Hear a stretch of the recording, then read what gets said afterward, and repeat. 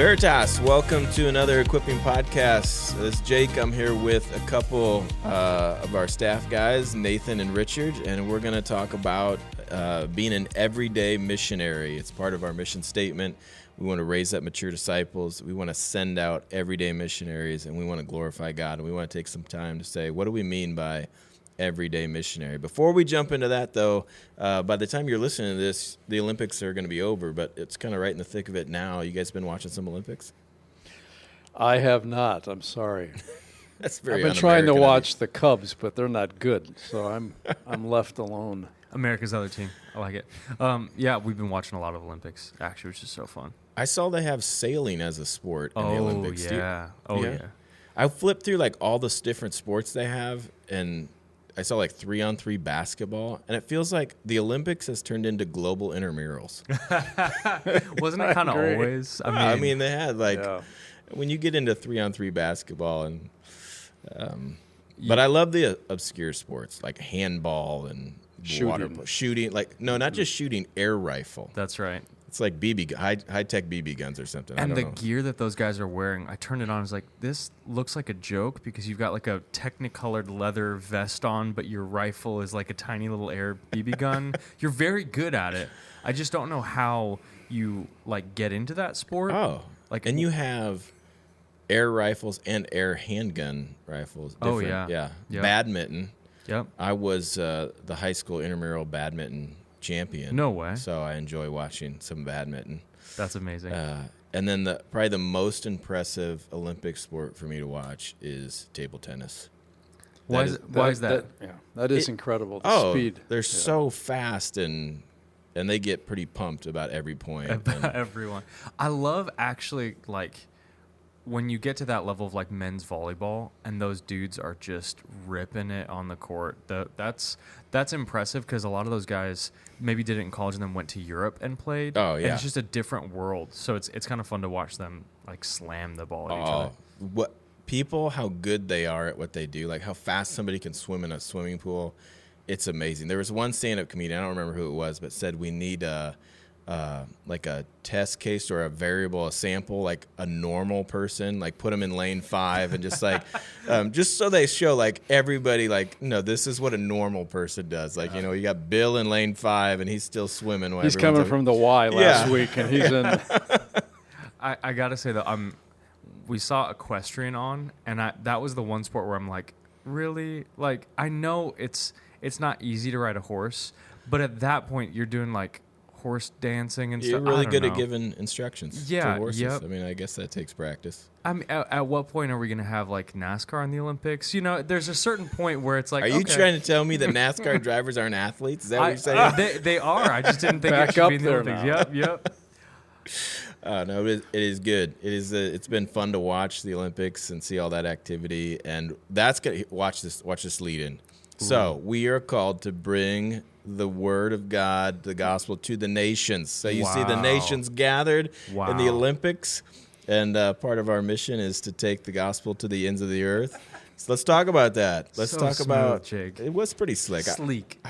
I'm kind of impressed with that transition. I haven't thought of it. Did you see though that Russia did full body uniforms for gymnastics to push back against the exploitation of women? Oh, I thought, was that Germany or Russia? I thought Germany did that. Maybe was both it Germany? did. Yeah, I'm not sure. Germany or Russia did that, but nobody else followed suit. Yep. So it is. It's a step. Yeah, I mean, that would be fun to do a podcast on that, but that's not today. Yeah. Let's get into being an everyday missionary. Now, when we talk about being an everyday missionary or everyday evangelist, we don't mean that. What did you say before? That you're sharing the gospel at least once every 24 hours. Right, on a tight schedule. Yep. But there is an everyday intentionality to your life to live it on mission.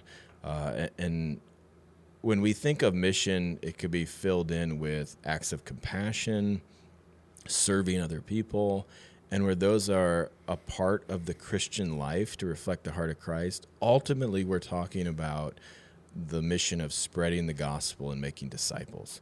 And when you think of the work of an evangelist to share or proclaim the gospel to other people. Do you think either of you guys have the gift of evangelism? When Paul's talking in Ephesians 4, like he gave some as apostles, some as prophets, some as evangelists. Like, do you feel like, because I admire both of your intentionality and your lifestyles, that I would say, yeah, I think maybe you do. Would you say that about yourself? I'm not sure I would say formally the gift. I think I want to be obedient to what Paul said to Timothy in 2 Timothy 4. Fulfill your ministry, do the work of an evangelist.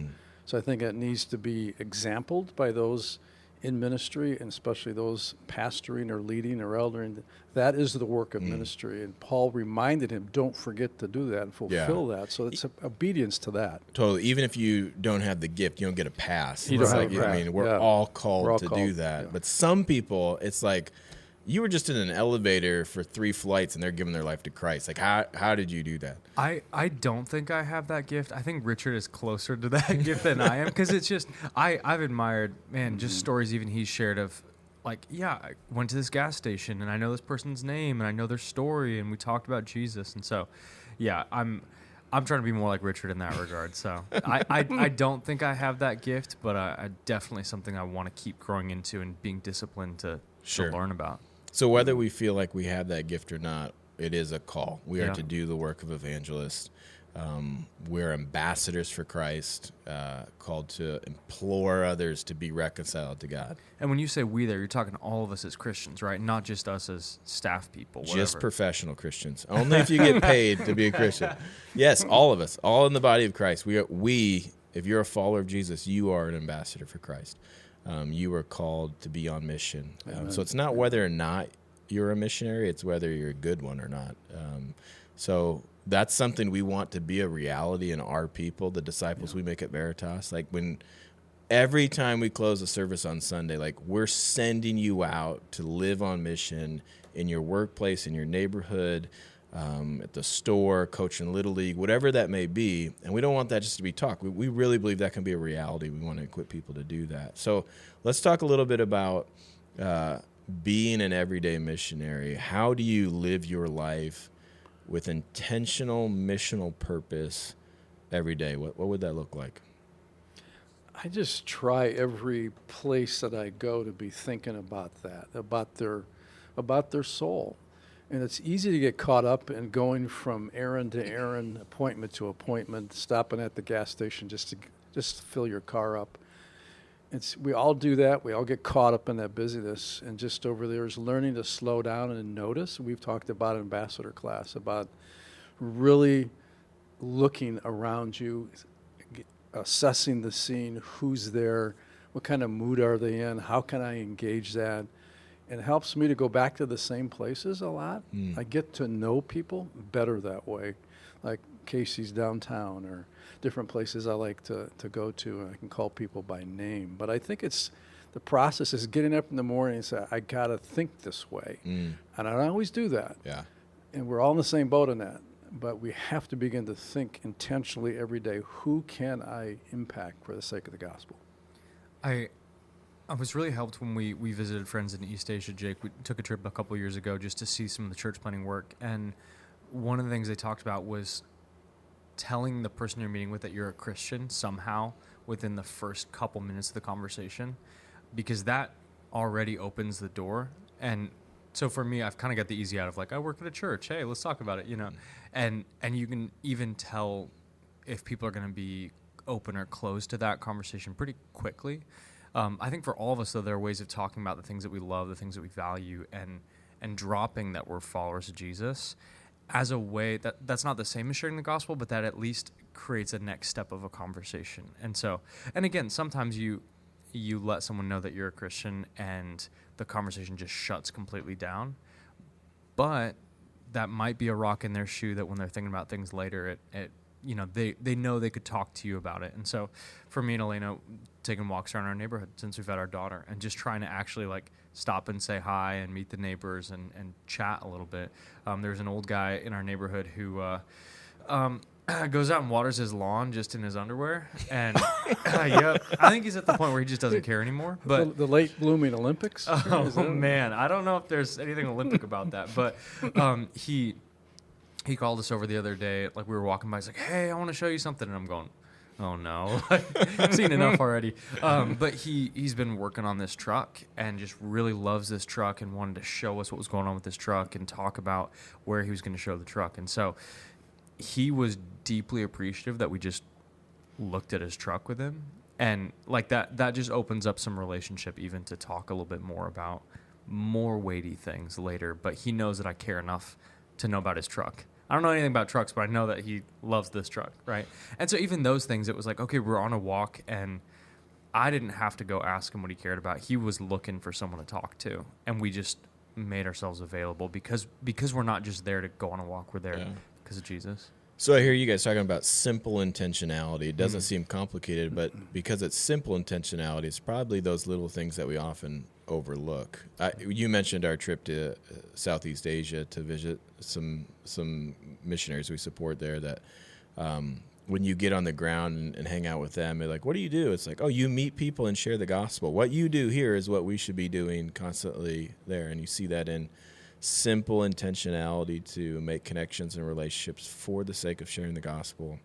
I remember I had a friend who we often think of convenience instead of mission, and a simple way he was intentional is instead of paying at the pump for gas, which is so much faster, he would go in and pay, and he would make sure as often as possible to go to the same gas station, and he would get to know that the person working the counter. And in fact, one time he'd always ask, how are you doing? And at one time the person wasn't doing well and just started to kind of unload and share in the middle of the store, but he had made that connection over time to build that relationship, was able to invite her to church, and it was a sweet thing to do that. But those intentional things in the simple aspects of life. I stopped into Barnes & Noble in town recently, and the lady at the Starbucks counter used to come into our coffee shop 20 years ago, and she's still serving Starbucks at the bookstore. And I had a chance to catch up with her a bit, and she just unfolded some of the heartache in her life over the counter. We had about 10 minutes before the customers came behind us. Didn't expect it. I just slowed my pace down and listened to her story. And we're going to connect again next time I'm in there. Yeah. Just, again, get out of that fast-paced lane that you get caught in. We all do. I got to get to the next thing. And I think the gospel intentionality says slow down and engage people. That may be one of the hardest things for me. It feels like slowing down to be intentional about that when it's always like, next thing, what's the next thing? I got to get home. I got to get to work. I got to get this done. But have space for people, have space for gospel conversations.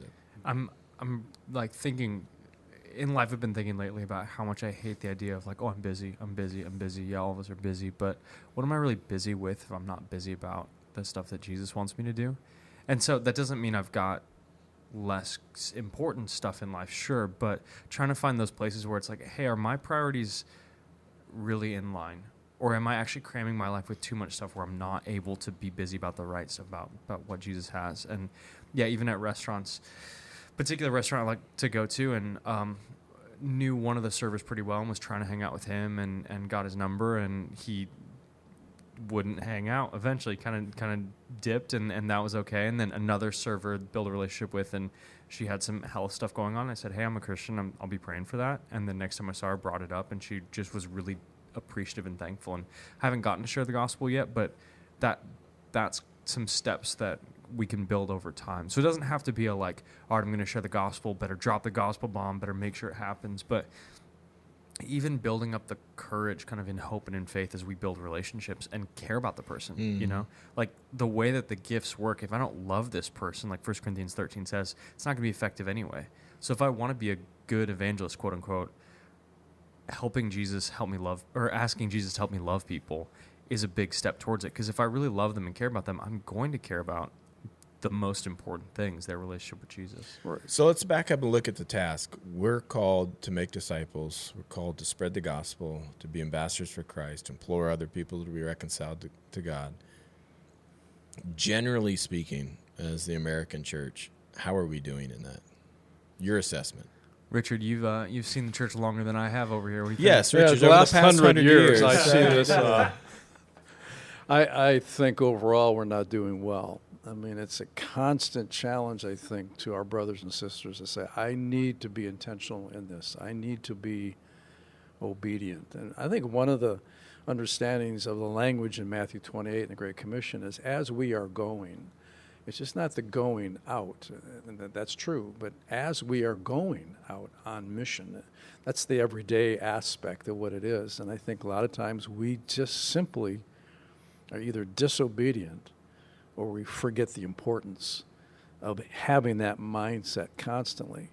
And if we were more consistent in that, and that resulted in discipleship, our churches would be much bigger than they are. There'd be more of a percentage of people being saved if every one of us were obedient every day. Can you imagine the impact of just our congregation, everybody being obedient who's a follower of Jesus and witnessing in some context, every day? I mean, it just blows my mind what the Church of Jesus Christ would be like. If half our people led somebody to Christ next year. Even if a quarter of our people led somebody to Christ next year, that'd be... Now, Nathan, you've spent some of your ministry years in SALT or college ministry. Like, how do you see this play out with young people or college students specifically?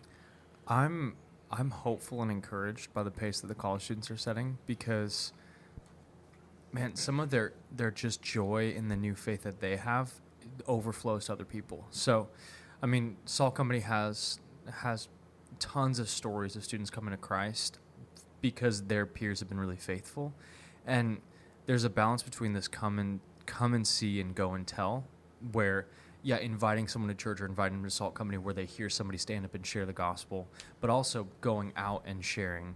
There's a beautiful mix of both. It's not one or the other, but I think it's easier to invite someone to come check something out. And so there's maybe some intimidation people feel about college campuses, and we could have long conversations about how they're becoming more liberal or whatever, but those students are still looking for the answers to life and to meaning and to all of that, and Jesus has those answers. And so I'm hopeful. So you're hopeful, you're encouraged. Maybe a broad assessment, not doing as well as we could. I'd probably agree. The typical church attender, when you say, have you shared the gospel in the last 6 months with an unbeliever, probably the answer is no.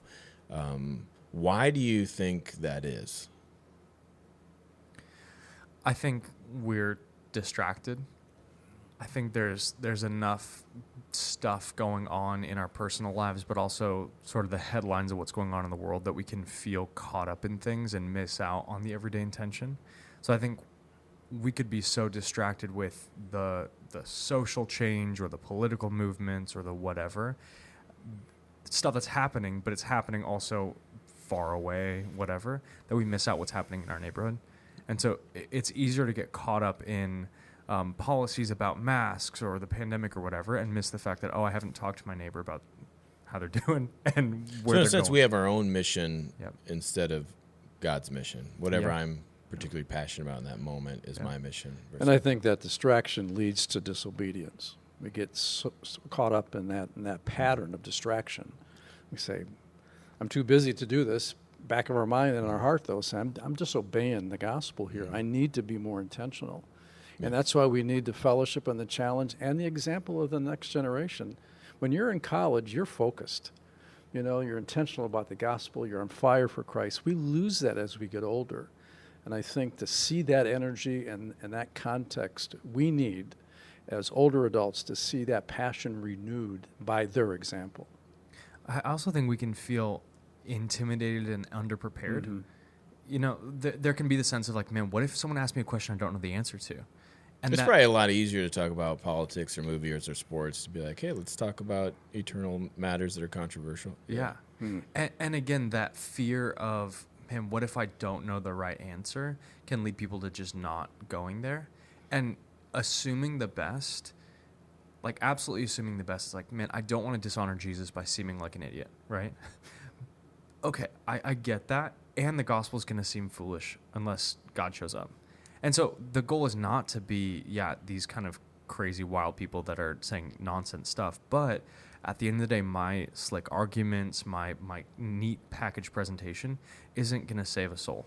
But the gospel is the power of God for salvation. Romans 1:16 tells us. And so understanding that good news of what Jesus accomplished and what that means for the person in front of me is, I mean, God uses that simple proclamation. Sure. And it's foolish to those that are perishing. Do you think some of it is we just don't want to look like fools? Yeah, I think so too. Yeah. Yeah. Why has evangelism got a bad rap? Like whether it's, I forget, was it the Air Force or there was like a campus situation where they were trying to make proselytizing against the rules or Air Force Academy, I believe. Yeah.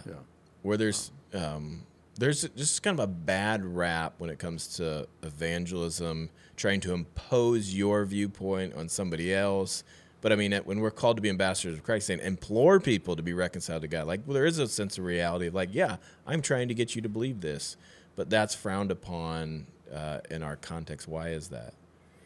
I think there's a fear of that door-to-door, putting people on the spot, that I don't know anybody that does that anymore except Jehovah Witnesses. You know, I don't know. I mean, it's just that was an old school way to do that, cold call. It's funny when you talk about old style. We were at a conference and there's a panel. They were asking questions about evangelism and kind of for a young style of quote unquote relational evangelism to the old style of door to door. And they asked one pastor what he thought of the old style, and he's like, well, I like our parents' way of doing it better than our way of not doing it. That's good. And there's a certain sense in relational That's evangelism. true. It's like, I got a lot of friends, and I've never shared the gospel with them. So it's like, let's not call it a relational evangelism. Let's just call it you're just being relational. Yep. And evangelism, you still have to get to the point, whether you knock on a door, you've been a friend for a long time, or you're saying, I want to talk to you about Jesus. Yep. I just find that the more intentional we are, the Spirit of God brings those situations to mind. We're praying for the person. We're praying for our schedule that day. You're already in the Spirit, praying without ceasing every moment. The Spirit of God gives you opportunities, and we just need to begin to walk through. And I think courage is developed by caring. And when people know that you care, then the courage is there to be able to speak into that because you know that they know that you love them. It's a whole different mindset. So do you guys got any war stories of you tried to share the gospel and got laughed at, rejected, ridiculed? I mean, come on, you're going to share the gospel enough. You're not going to bat 1,000. I mean, I've got recent stories of on my cricket team. They know I work for a church. They know I'm not showing up to practice because I'm going to church and valuing those things. And so they've joked like, well, Mr. Pastor, blah, blah, blah, whatever. And so trying to respect those guys and know that got friends that are Muslim and Hindu in there and stuff like that and understand where they're at. But they kind of are a little bit chagrined just at my profession even. So don't have great like actual gospel proclamation conversations yet with those guys, but yeah, they think I'm kind of an odd duck, which is I am. That's fair. Well, we agree with that in a different context, but I crashed and burned one time. I was trying to share the gospel with this guy, and he was kind of being antagonistic, and I was just getting frustrated. Finally, I was like, midnight, 1 a.m, I just realized he's too drunk to understand that, and we got to go to bed or go on. But it did not go well in that time. I hear you. I had one of those where when the conversation starts looping, when the person just keeps coming back to the same thing over and over again, the guy I'm thinking of was drunk at that point. But yeah, we had a good conversation until he just kind of kept coming back to the same thing over and it was like, yep, we talked about that. But I had a friend in college who was he was doing his PhD in physics, I think, or something like that. And his trump card was like, well, I'm a scientist, so I don't think this. Well, I'm a scientist. It's like, well, you literally are a scientist. I get it, yeah. But we came to a point where he said there's no evidence of Christianity. And I asked him, like, what evidence would you need? Like, what evidence is it? And he was kind of stumped there. And I was like, oh, Holy Spirit, all right, cool. So he didn't accept Christ in that moment, but it like, you know, he had a quick trump card of why everything I was saying was kind of ridiculous. You have a couple of neighbor guys in our community that don't show a lot of interest, but you know me a little bit. I pursue, and we just stay in relationship.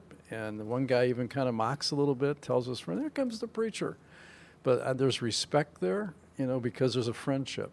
And I think it still kind of hurts to realize, what's being said when I'm not there. But that's okay. That's part of the cost of the gospel, but at least we're in relationship, and I can ask questions, and there's an open conversation. We sit in their garages. That's the office in Troy Mills, go to the garage. But it's an ongoing, I think, challenge, and here's part of it, too, is not taking no for an answer. As long as we're in relationship, I think we need to keep trying to find ways to lean in. It's a little different than a cold call. But if you're in a relationship, even with someone says no, I can come back with a question and not give up on the friendship, not give up on the conversation, and not be intimidated by that. I was reading a Christian book recently somewhere out in town, and one of the staff came over and just sat by and asked me what I was reading. We were chatting and found out I'm a Christian and was reading something about Jesus, and very quickly started like, well, doesn't God love all people, though? Doesn't God this and that? And it's like, well, I mean, God so loved the world. Okay, whoa, I didn't know. Like, I wasn't being intentional, but there was both some antagonism, and I was trying to just show like, hey, I want to have a conversation. I think Richard, you've made a point of like the point of the first conversation is to get to the second conversation, to keep the relationship going, where we can keep talking about Jesus and truth and not make it a one and done thing. But that was one where I was not ready or anticipating, and kind of heard his story a little bit and heard some hurt from the church and Christianity. And he hasn't opened up that door again. I've tried to be friendly and say, hey, how you doing? And whatever. And there's kind of a wall up there that I think is more about his past than about our conversation. But that kind of was like, all of a sudden here we are, and I didn't know I was swimming in those waters. So what would you tell somebody that is afraid to share the gospel? Afraid of rejection? I would tell them they're in really great shoes because Jesus was there. I mean, he shared his life and his mission, and he was wholesale rejected by his own people. That's good company, not to be afraid, not to be intimidated. We know the mission. We know the presence of God is with us. I'm with you to the end of the age, very clear. Just we have to look at eternity in view and look at it through the eyes of Christ to say, I need to follow him, and that may mean some persecution. It may mean being rejected, and I need to have that spirit every day of saying, I will follow Jesus no matter what the cost. It's better to be faithful to Jesus and rejected by people than accepted by people and rejected by Jesus. When Christ says, if you're ashamed of me before men, I'm ashamed of you before my Father. That's a weighty verse there in that. What would you say to somebody who doesn't feel adequate to share the gospel with other people? Take ambassador's class. Let's go. Take ambassador's class. Let's get our plug. Let's get it in there. Yeah. Everybody at Veritas, we would love it if you took the ambassador's class. Ambassador's class, we work through 2 Corinthians 5, where Paul uses that phrase that we are ambassadors for Christ, trying to help people understand what does that mean practically. How do you share the gospel? We kind of, you just allowed me to jump into my plug here.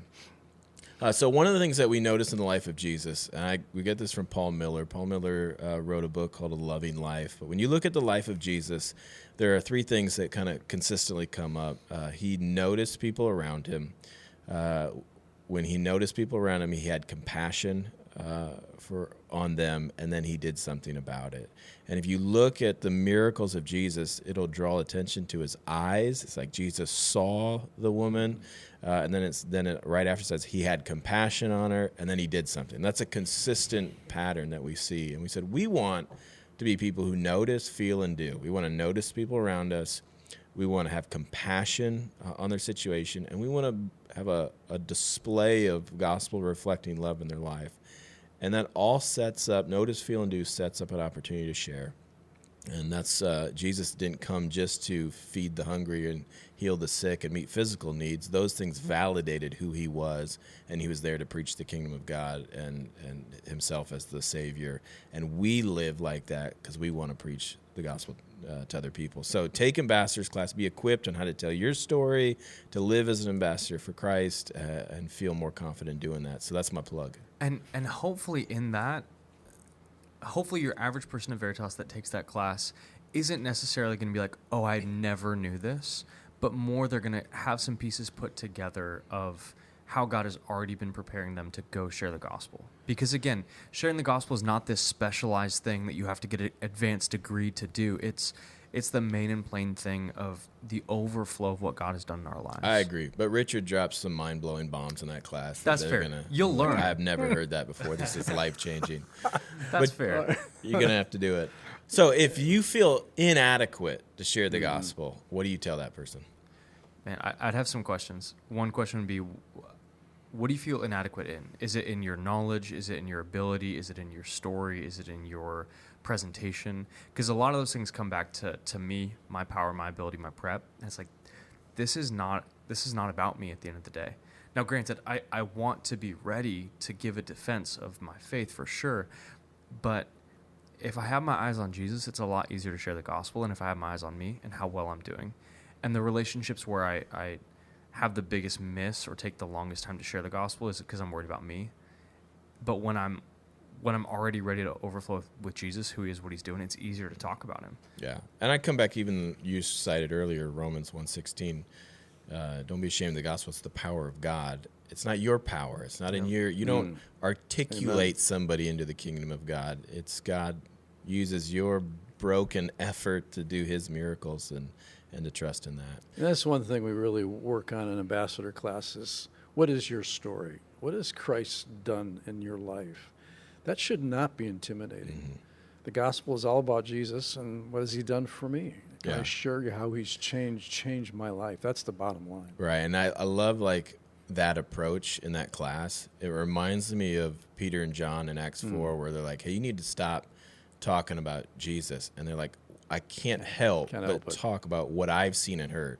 So it's coming from their own personal experience. And we want that true in our people. Like, we want you just to be so impacted by what God's done in your life that you can't help but talk about it. And we're just going to help you tell your story and understand what God has accomplished for you. And I think connection group and community can be a great place to help with that. So our connection group this summer has been doing different things, helping with each other, with yard work, whatever. But we were at someone's house on Monday, and she's like, oh yeah, so-and-so neighbor there. She knew his name. He's kind of an agnostic, but we're whatever.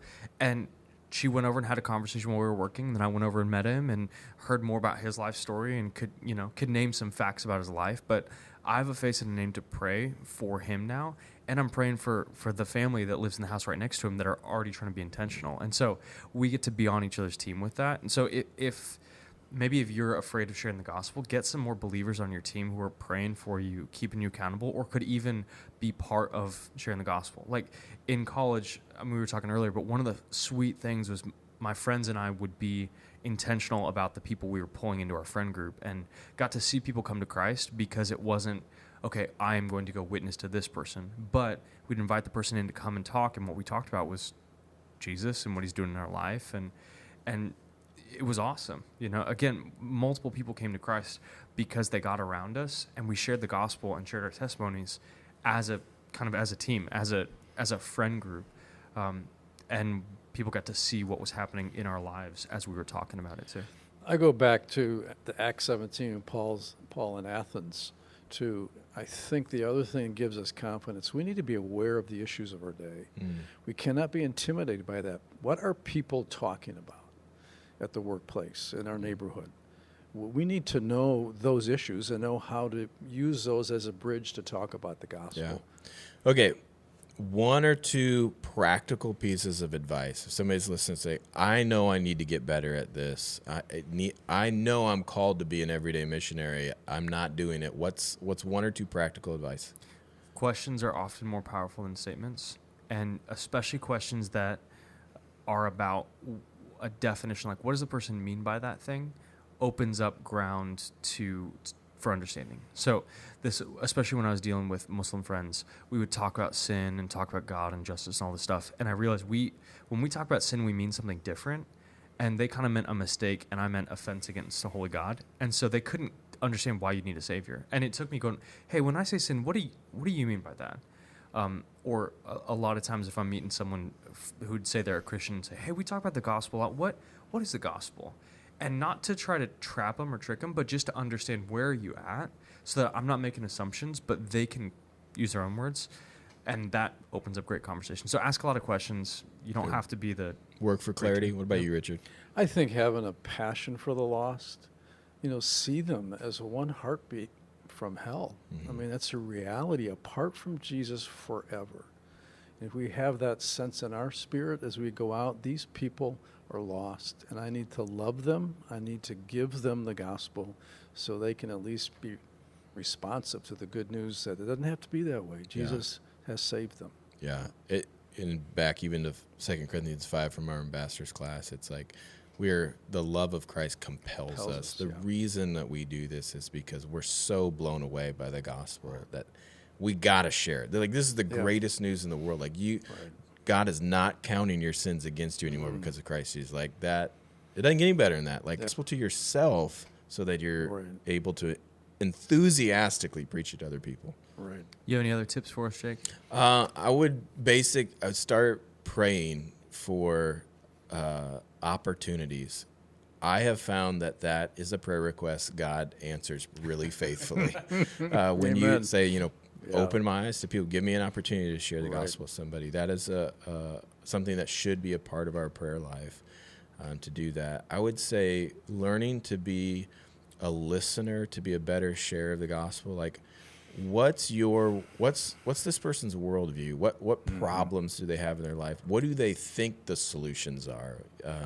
That's Acts 17. Yeah, and to be able to speak into that, to kind of really understand where they're coming from, the false lies they're believing, to do that. And last, I would just say, at the end of the day, you got to just go for it. Yeah. I remember somebody saying, do you know who finds shark teeth on a beach? People that look for them. Like, you just don't stumble, or rarely do you kind of stumble, but people that go out and come back with a handful of shark teeth are the ones that went out and look for it. And it's like, do you know who leads people to Christ? People that share the gospel. And sometimes, too often, Christians act like just wanderers on a beach, hoping like maybe someday I'll find a shark tooth. We need to go out and look for them, or we need to go out and actively share the gospel. And I'm telling you, if you share the gospel with 50 people in the next 5 years, I'm going to guess you don't lead 50 people to Christ. You may lead 20. And I'm guessing if you lead 20 people to Christ in the next 5 years, that's 20 more than you've done in the last 5 years, probably. So having that intentionality of just like, you just got to drop a J-bomb. You got to say, I want to talk about Jesus with you. I want to share the gospel. And you know what? You're going to get rejected. And you're going to see God do some powerful things too. So I would just say, just go for it. So Veritas family, we love you. We want to see you be everyday missionaries. We would love to help. A practical step you could take is to sign up for the ambassadors class, and we would love to kind of help you understand the power of the gospel, that you're compelled by it to share with other people. And our hope that's just a part of who we are as a church. So thanks, Nathan and Richard, for chatting about this important subject for a little bit. Jake. Love you guys.